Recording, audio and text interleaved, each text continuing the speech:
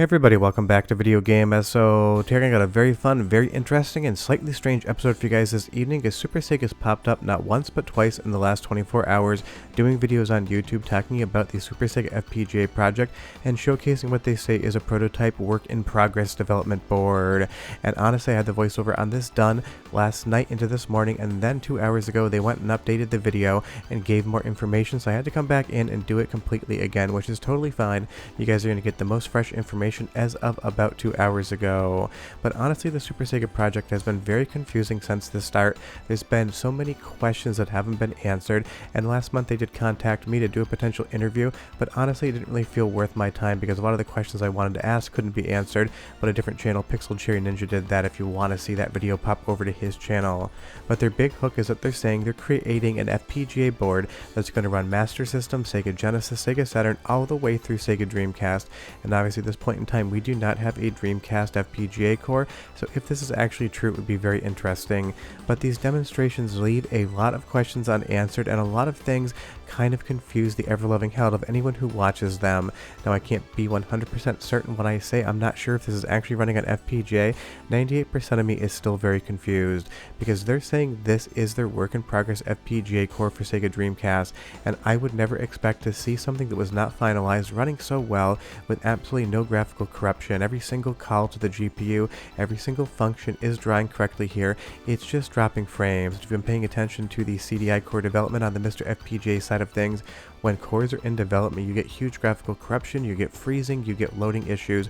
Normally this is something you would see right about the time that it was finished and done, and it's just one of those things that always has piqued my curiosity in a negative way to imagine that this is actually running on FPGA.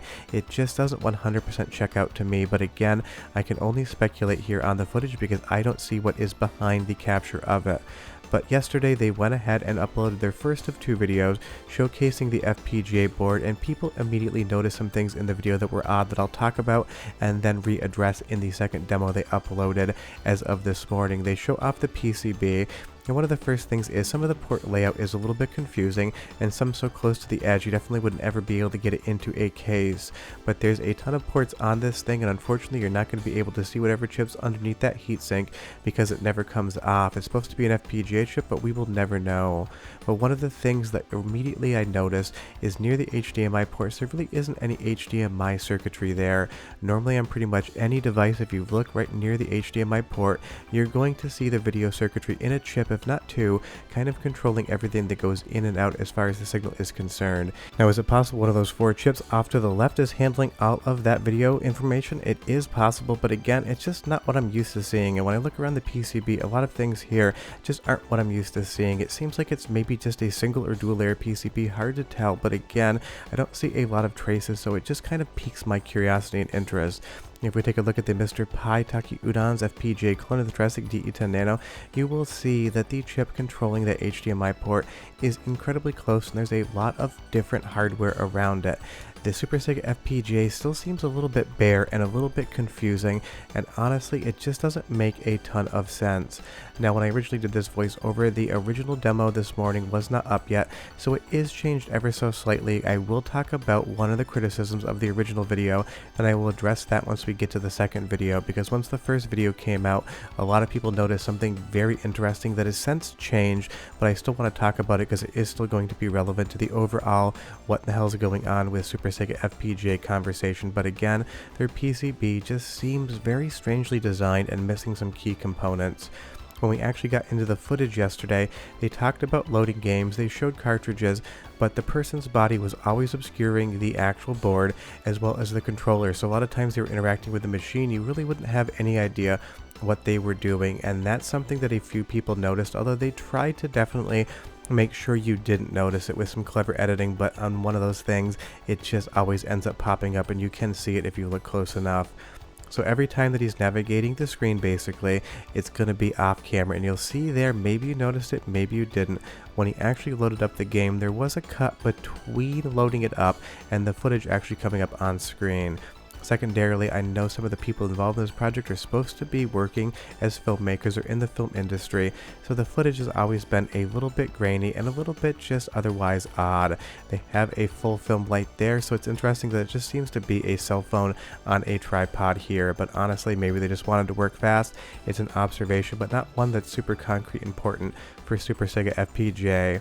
But if you see here as I play it back over and over again in yesterday's demo, every single time something was loading up, there was a hard cut. You can see the person on screen's head move left and right, so there's definitely something being removed between selecting the load and the game actually popping up on screen. But then this morning, and this is why I had to change the voiceover, they uploaded a new video showing more close-ups of the board, that Super Sega logo, as well as the components on the PCB.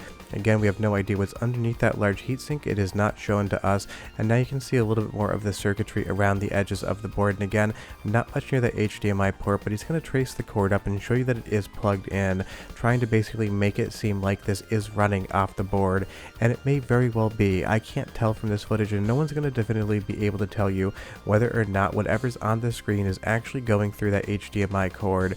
And again, it is done basically as one take, and you will see the loading in this instance is not cut between the selection of the load and the actual game coming up on screen. So it seems like enough people must have commented about that they went back in and showed you how this was working. You're going to see it says slot in for the Master System, and he's going to go all the way around the screen, but you never get a chance to look at the back of the television, so that is something just pointing it out. And you'll see he pushes a button and moves the camera left and right before it loads.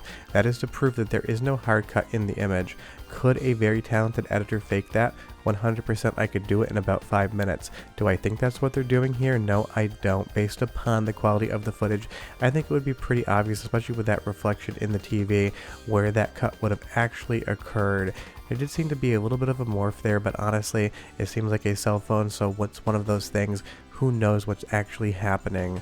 But at least they've shown the game's loading without some sort of cut. And you did see there the camera did autofocus, and technically it could have been possible to hide a hard cut in there, but because the game was already on screen, I don't really know what function that would have served, and I can't say that it was cut. I can just say that it was a potential, so really it is kind of a nothing burger in that instance. And I'm sure they uploaded this because of the response to yesterday's video. Now if we pop back into that again, you're going to see just what is going on here. Sometimes things still just don't make any sense though. There's going to be a situation here where the person on screen tries to push a button on the Super Sega board to quit out of the game, but actually ends up revving the engine. You'll see there is a tachometer on the bottom right above the word championship, and as it actually gets closer to changing the game, that's going to rev the same time they try to push a button on the system.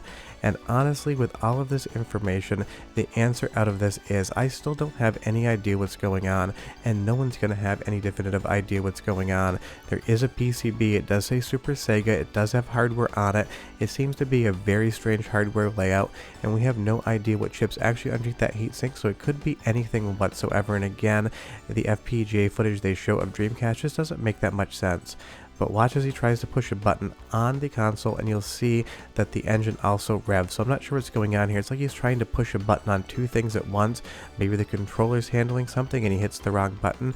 We do not know. But soon they are going to be asking for pre-order deposits for Super Sega FPGA, and at this point in time, things still don't make enough sense for me to really be able to understand what is going on with the project. I would not be in any way, shape, or form confident to recommend to you that you go out and buy one. Is it possible one day that a Super Sega FPGA shows up in a box at your door and has an FPGA chip inside of it and has a Dreamcast core? I guess it is possible. But again, the first video with all of these cuts, I don't understand if it worked like this yesterday when they uploaded it, why they ended up cutting it in the interim. And again, most of the other stuff we've seen from Dreamcast is a direct capture feed, so anything could be done in the background. And again, the actual operation of what you're seeing here just seems so buttoned up. And again, I would expect it to be a little bit rougher if this was still in the prototyping phase of things, but I can't 100% unequivocally answer the question what's going on, and no one would at this point in time. But my real question is, why yesterday in this footage did they have to hard cut between the loading and the game actually popping up? Was this footage shot yesterday and uploaded? Was it done a month ago? What was between the actual button press and the load that was on screen that we can't see? Because obviously we just don't get that information information because it has been cut, and now with that updated video, there isn't a cut in there. But again, the distance between the two time-wise, we just don't know. So the question is, what is Super Sega? Is it a real thing? Is it based on FPGA? Should you order it? All of those questions are completely confusing and very difficult to answer. I still have not seen enough in any of this footage here to tell you that I think you should order the device. You can kind of do a buyer beware on this one because they're promising every single Sega piece of hardware in FPGA all the way through Dreamcast, and every single time they present information, more questions arise than answers are actually gleaned from that information, and that hard cut yesterday is still at the top of my mind even though you didn't see it today. Leave me a comment down below and you tell me what you think. There's something going on with the Super Sega project, we're just not 100% sure what it is yet. After that, we're done and I'll see you next time. Bye bye.